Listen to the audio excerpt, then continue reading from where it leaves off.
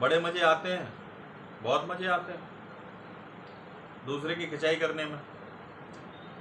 बड़ा मिर्च मसाला लगा के हम लोग बातें करते हैं, बहुत ज़्यादा बातें करते हैं, इतना रस लेकर आते हैं उसकी खिंचाई करते करते, इतना रस लेकर आते हैं कि घंटों व्यतीत हो जाते हैं। हम अपने दोस्तों के साथ किसी व्यक्ति विशेष की बुराई करते हैं, अपने परिवार के सामने हम उसकी विषय के बारे में बातें करते हैं और बड़ी खिंचाई करते हैं, बहुत नमक मिर्च लगा के बातें करते हैं। और इतना इंटरेस्ट लेते हैं उसकी खिंचाई करने में, इतना इंटरेस्ट लेते हैं उसकी खिंचाई करने में कि भाई अपना काम बेशक लेट हो जाए मगर उसकी खिंचाई करने में कोई कमी नहीं रहनी चाहिए। बंधु, ये बहुत बुरी आदत है, इसे छोड़ दो। उसकी खिंचाई करते करते करते करते आपने ध्यान दिया है, आपकी जो विकास की गति थी वो धीरे धीरे धीरे धीरे थम रही है और उसकी तरक्की हो रही है। ये भी आपने विशेषकर ध्यान दिया होगा। कल को उसके खाने के वादे थे मगर जब से आपने बुराई करना शुरू करी है ना, उसका विकास का चक्का चल पड़ा है, वो धीरे धीरे धीरे धीरे गतिमान होने लगा है, उसका विकास होने लगा है और आपका विकास रुक रहा है। अगर ये आदत नहीं छोड़ी ना तो उसकी जगह पर आप खड़े हो जाएंगे। आपके विकास का जो पहिया जो घूम रहा था ना वो धीरे धीरे धीरे धीरे रुक जाएगा, ब्रेक लग जाएगी और ऐसे लग जाएगी कि जाम हो जाएगा वो। आपने अनजाने में उसके सारे कष्टों को अपने ऊपर ले लिया है। बुराई जिसी भी आदमी की आप कर रहे हैं, ये समझो आप उसके पाप कर्मों को अपने ऊपर ले रहे हैं और उसे निष्पाप कर रहे हैं। भैया पाप कर्म उसके बढ़े हुए थे तभी तो वो गति नहीं कर पा रहा था, तभी तो वो विकास नहीं कर पा रहा था, तभी वो तरक्की नहीं कर पा रहा था क्योंकि पाप कर्म ज्यादा थे। मगर आप जैसे ऐसे उसे अनजाने में दोस्त मिल गए दुश्मन के रूप में, क्या आपने उसकी सारी की सारी बुराइयां अपने ऊपर ले ली, उसे हल्का फुल्का कर दिया। जब हल्का फुल्का कर दिया, जब पुण्य उसके बड़े हैं और पाप उसके कम कर ही दिए आपने, तो वो तो जायज गतिमान हो ही जाएगा और आप रुक गए, सारी बुराइयां आपने ले ली। अरे बंधु ध्यान करो, कहाँ हो, छोड़ो।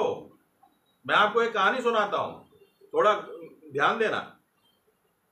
एक राजा अपने मंत्रियों सहित राजमहल से दूर किसी गंभीर विषय पर बात कर रहे थे। तो दूर वहां पे एक साधु का आना हुआ। साधु बड़ा खुश हुआ। साधु ने सोचा कि आज राजा साहब खुद हमें मिल गए हैं तो उनसे कुछ मांग लेंगे। भाई आम जनता कुछ देती है, हम तो राजा से मांगेंगे तो राजा हमारे भंडारे भर देंगे और क्यों ना भर पाएंगे, राजा तो राजा होते हैं। तो जैसे ही वो राजा साहब के पास आए तो उन्होंने बस एक ही बात बोल दी, महाराज बहुत भूखे हैं, महाराज हम बहुत भूखे हैं। राजा किसी गंभीर विषय पर बातें कर रहे थे, मूड ऑफ था उनका, एकदम क्रोध आ गया। उन्होंने कहा यहाँ क्या है खाने के लिए? मंत्री से पूछा कि ये उन्होंने कहा यहाँ लीद पड़ी हुई है घोड़े की, दे दो इसके मुंह में। साधु चुप, साधु चुप। राजा बोले भाई खाने की बात है तो राजमहल में जाइए, आप जो कुछ भी आपका चाहिए आपको वहां से मिल जाएगा, यहाँ पे क्या है खाने के लिए? खैर क्या क्या आगे निकल गए। साधु को ये वाली बात बड़ी गंभीर रूप से उसके दिल में लग गई और बात आई गई हो गई। वो अपने गंतव्य को चले गए, साधु अपने गंतव्य में लग गए। 4-5 साल बीत गए। एक बार क्या हुआ, राजा अपने मित्रों के साथ शिकार पर निकले। जब शिकार पे निकले तो जंगल में इतनी अंदर चले गए कि वो दिशा भूल हो गए। सारे लोग भटक गए, सारे मित्र कोई कहीं चला गया, कोई कहीं चला गया। जंगल इतना घनघोर था कि दिशा भ्रमित हो गए कि इससे बाहर कैसे निकले। राजा का पूरा दिन, पूरी रात हो गई, दूसरा दिन भी निकल गया और दूसरे दिन की रात होने लगी, मगर राजा उस जंगल से बाहर नहीं निकल पाए। खैर प्रभु की अनुकंपा हुई, उन्होंने देखा कि एक जगह दीपक जल रहा है। राजा को बड़ी खुशी हुई। राजा अपने घोड़ा सहित उधर पहुंचे कुटिया में। उन्होंने, कोई है? तो साधु ने आवाज लगाई, हाँ, आप कौन और इस जंगल में क्या कर रहे हैं?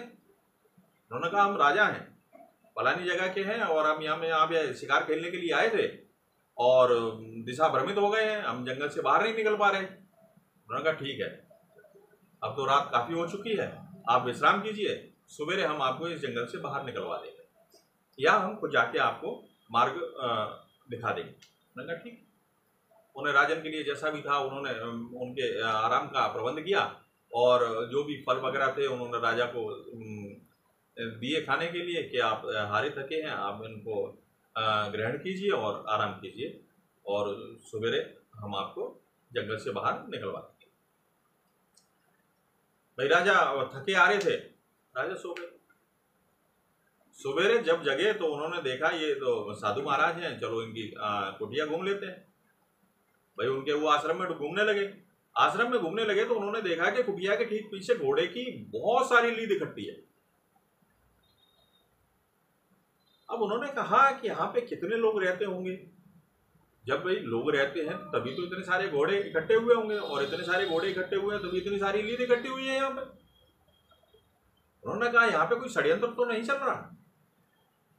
भाई इन साधु को इतने सारे साधु तो अकेले दिखाई देते हैं हमें और इतने सारे फिर घोड़े कहाँ से आए? इतने सारे घोड़े आए तो जायजे लोगों के होंगे, साधु का इन घोड़ों से क्या लेना देना? उन पर रहा नहीं गया। भाई राजा ठहरे, उन पर रहा नहीं गया। उन्होंने साधु महाराज से पूछ लिया कि महाराज यहाँ पे आप अकेले रहते हैं? उन्होंने कहा, हाँ राजन, अकेले रहते हैं। उन्होंने कहा, नहीं, आप झूठ बोल रहे हैं। है क्या राजन? हम आपसे भला झूठ क्यों बोलेंगे? हम आपसे भला क्यों झूठ बोलेंगे? कि आपको ऐसा क्यों लगा कि यहाँ पे और भी लोग रहते हैं? उन्होंने कहा, महाराज बुरा मत मानना, आपकी कुटिया के पीछे मैंने देखा है घोड़े की लीद का टंबार लगा हुआ है। साधु हंसने लगे। उन्होंने कहा कि इसके पीछे एक कहानी है। तो राजा बड़ा उत्सुक हुआ। उन्होंने कहा, इसके घोड़े की लीद के पीछे कोई कहानी है? उन्होंने कहा, हाँ राजन, इसके पीछे एक कहानी है। कह रहे, तो महाराज सुनाइए। उन्होंने कहा, जाने दो। नहीं महाराज, सुनाइए। ठीक है, साधु महाराज कहानी सुनाने लगे। उन्होंने बताया, ऐसी सी बात थी, एक राजा थे, तो एक साधु ने उनसे खाने के लिए मांग लिया। उन्होंने कुछ नहीं तो उन्होंने बोला कि वहां पे घोड़े की लीद पड़ी हुई थी कि दे दो इसके मुंह में। मगर हम राजा साहब से क्या कह सकते हैं, राजा तो राजा है। राजा ने कहा, याद आया वो ये तो कृत्य मैंने किया है। क्योंकि महाराज तो उसने खिलाई थोड़ी थी। उन्होंने कहा, राजन खिलाई तो नहीं थी मगर कृत्य तो किया। अब इसमें आके उन्होंने भावना तो यही पैदा करी ना, अगर वो चाहते तो खिला देते। और उन्होंने कहा और वो हुआ। उन्होंने कहा, ऐसे थोड़ी होता है। उन्होंने कहा, हाँ ऐसा ही होता है, यहाँ पे कर्म का फल मिलता है। क्या अब इसका क्या होगा लीद का? कि राजा के हिस्से की राजा को खानी पड़ेगी। राजा को खानी पड़ेगी? कह रहे, हाँ, जन्म जन्मांतर क्यों ना बीत जाए, ये राजा को इसका भक्षण करना पड़ेगा। ओहो, ये तो बहुत अनर्थ हो गया। मैंने महाराज हमें क्षमा करें, हमसे ही बहुत बड़ी गलती हुई है। ये कृत्य मेरे हाथों के द्वारा ही हुआ है, मेरे मुंह से ही निकले हुए वचन थे ये, मगर मैं क्षमा चाहता हूँ। इससे बचने का कोई उपाय तो होगा, वो मेरे को बता दो। जन्म जन्मांतर मैं क्यों इंतजार करूँ? मैं इसी जन्म चाहता हूँ कि इससे मेरे को छुटकारा मिल जाए। उन्होंने कहा ना, आपको छोटा सा काम करना है, आप कोई ऐसा कृत्य करो जिससे लोग आपकी बुराई करें, मगर कृत्य वो बुरा नहीं होना चाहिए। इस बुरे कृत्य का तो भोग ये है, अगर आपने आइंदा अगर बुरा कृत्य कोई किया, कोई बुरा कर्म किया, तो सोचो आपको क्या क्या नहीं भुगतना पड़ेगा। वह कोई ऐसा काम करना जिसके हो तो भलाई मगर लोगों को बुरा लगे। जब लोग बुरा आपके बारे में बुरा बोलेंगे तो ये सारी जो लीद है वो उनके हिस्सों में चली जाएगी। अच्छा, क्या? हाँ राजन, उनके हिस्सों में चली जाएगी। जो आपकी बुराई करेगा ये उसके हिस्सों में चली जाएगी, फिर आपका वजन कम हो जाएगा। आपको जो इतनी सारी खानी थी जितनी कम हो सकती है, फिर जो बचेगी वो आपकी होगी। उन्होंने कहा, महाराज आओ, मैं आप आज्ञा दें, मैं सबसे पहले यही वाला काम करता हूँ। राजा को उन्होंने रास्ता बताई और फिर वो अपने राजमहल आए। राजमहल आए हैं तो उन्होंने अपने मंत्री से बात करी है कि अच्छा एक बात बताइए, यहाँ पे कोई ऐसा व्यक्ति है जो जिसके पास कम भूमि हो। उन्होंने कहा वह फलाने नाम के व्यक्ति हैं, उनके पास भूमि का छोटा सा टुकड़ा, निर्धन है, गरीब है। तो राजा ने कहा ठीक है, उनके पास जो भूमि का छोटा सा टुकड़ा है ना, उस पर अपना आधिपत्य जमा लो, ये हमारा आदेश है। भाई राजा की बातें तो आदेश है। वो चले गए, उन्होंने उनका जो भूमि पे छोटा सा टुकड़ा था ना, जो भूमि का, उसको उन्होंने अपना आधिपत्य जमा लिया। और दूसरे सैनिक से उन्होंने बोला है कि जाइए आप चुपचाप, और इनके घर में ये जो सोने की जो मोहरें हैं ना, इसके 10 पोटली डाल के आइए, ताकि इन्हें किसी प्रकार की कोई दिक्कत ना हो खाने में, इनका जीवन आराम से चलता रहे और कई गुना अच्छे तरीके से इनका जीवन चले। हम ये चाहते हैं कि ये धनदान से परिपक्व हो, मगर ये भूमि का टुकड़ा ये हमारा हुआ। ऐसा ही किया भी, उनके घर पर सोने की सिक्कों की जो वो थी 10 पैकेट वो डाले गए, जिसके बारे में किसी को नहीं पता, केवल उस निर्धन व्यक्ति को ही पता था। और वो भूमि जो है वो उस व्यक्ति की राजा ने कब्जे में ले ली। मगर इतना सारा धन देखकर वो तो कुछ बोला नहीं। लोगों को ये नहीं बताया कि उन्होंने कितना सारा धन मेरे पास आ चुका है, मेरे को कोई मेरे घर में आया है ये, और किसी कोई डाल कर गया है ना, ये सारी बातें तो वो छुपा गए। मगर भूमि का टुकड़ा जो राजा ने अधिग्रहण कर लिया था, अतिक्रमण कर लिया था लोगों की नजरों में, उसके बखान होने लगे। भाई राजा को क्या जरूरत थी, ये तो छोटा मोटा आदमी था। भाई प्रजा है, प्रजा तो भगवान रामचंद्र जी को नहीं छोड़ा तो राजा को कैसे छोड़ देंगे। भाई जितने भी लोग थे, जितना भी राज्य की सीमा जहां तक थी, जिन जिन लोगों को पता पड़ा, उन लोगों ने दबा के उनकी बुराइयां करी। राजा को ऐसा नहीं करना चाहिए, राजा ने बहुत गलत किया, छोटा आदमी है। वैसे भी उसके बाद छोटा टुकड़ा था एक, उसी में उसका जीवन यापन होता था, जो पैदा होता था उसी में लेते थे। राजा क्या कर नहीं लेते थे, राजा तो कर लेते हैं ना। उसके बावजूद उसका वो उन्होंने टुकड़ा, उनका जो भूमिका था वो राजा ने अधिकृत कर लिया, ये गलत हुआ। क्या जितने मुंह उतनी बातें, दबा के राजा की बुराई हुई। राजा कुछ दिनों बाद आश्रम में फिर पहुंचते हैं। उन्होंने कहा प्रभु कुछ हुआ? उन्होंने कहा देखो, जब गए तो पूरा पहाड़ गायब हो चुका था। जो अटम्बर लगा हुआ था घोड़े की लीद का, वो अटम्बर गायब हो चुका था। थोड़ा सा बचा, थोड़ा सा बचा। उन्होंने कहा महाराज ये बचा हुआ है। उन्होंने कहा तुम्हारे राज्य में एक आदमी है जो आपकी बुराई नहीं करता। भाई कौन है? उन्होंने कहा एक परिवार में एक महिला है जो आपकी बुराई नहीं करती। अगर ये आपकी बुराई कर देंगी तो ये उनके हिस्से में चला जाएगा। राजा ने कहा अच्छा, कि हाँ सबने बुराई करी है तुम्हारी, मगर उन महिला ने आपकी बुराई नहीं करी। आप ऐसा करो, कुछ भी कृत्य करो कि वो महिला आपकी बुराई करने लगे, तो ये उनके हिस्से में चला जाएगा। राजा फिर आता है अपने राज्य में लौट के, और भेष बदल कर उन्हीं के दरवाजे पर जाकर मजमा लगवा लेते हैं। भाई राजा ने भेष बदला, 3-4 आदमी अपने लिए, और वहीं पे जाके मजमा लग गया उनके दरवाजे पे, और बातें होने लगी राजा के अवगुणों की। राजा को ऐसा नहीं करना चाहिए था, राजा को ऐसा नहीं करना चाहिए था। अब क्या होता है, वो जो बुजुर्ग महिला थी और उन्हें भी वो भी आ गई, तो उन्होंने कहा अच्छा अम्मा आप बताइए कि राजा को ऐसा करना चाहिए? बेटा हम कैसे कह सकते हैं, राजा तो राजा हैं, राजा तो हमारे पिता हैं। वो महिला, जो बुजुर्ग महिला थी, उन्होंने बोला राजा तो हमारे पिता है, राजा पिता समान होता है, वो तो पिता का भी पिता है। हम आज तक उन्हीं की शरण में रहे, हमारी पीढ़ियां, कई पीढ़ियां निकल गई, हम उन्हीं की शरण में हैं। वो जो चाहे, जो उन्होंने किया वो बढ़िया किया है, हम कैसे कह सकते हैं? भाई इतनी बुद्धि का अगर विकास होता तो राजा तो हम नहीं होते। नहीं, राजा राजा होता है। राजा कभी भी अपनी प्रजा उसके पुत्र के समान होती है, कभी भी अपने पुत्रों का वो बुरा नहीं चाह सकता। और क्यों चाहेगा? राजा तो राजा है और पिता है। पिता कितना भी बुरा करेगा फिर भी अपने पुत्र की हानि कभी नहीं करेगा। तो मैं तो नहीं कहती कि राजा ने गलत किया। उन्होंने कहा आपके छोटा सा टुकड़ा था और ले लिया, और कितना वो परेशान होगा, अब वो कहाँ से खाना खाएगा? राजा तो फिर कर मांगेगा, अभी फिर उसे कर देना है। उन्होंने कहा देखो इस विषय में मैं नहीं कह सकती कुछ भी, इस विषय में मैं कुछ भी नहीं कह सकती।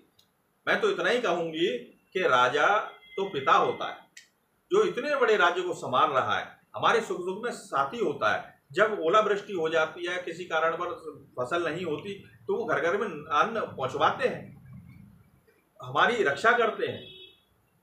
हमारे सुख दुखों में शामिल होते हैं, हम उनकी शरण में हैं, वो तो हमारे पिता समान है। राजा कभी गलत नहीं हो सकता, राजा कभी गलती नहीं कर सकता।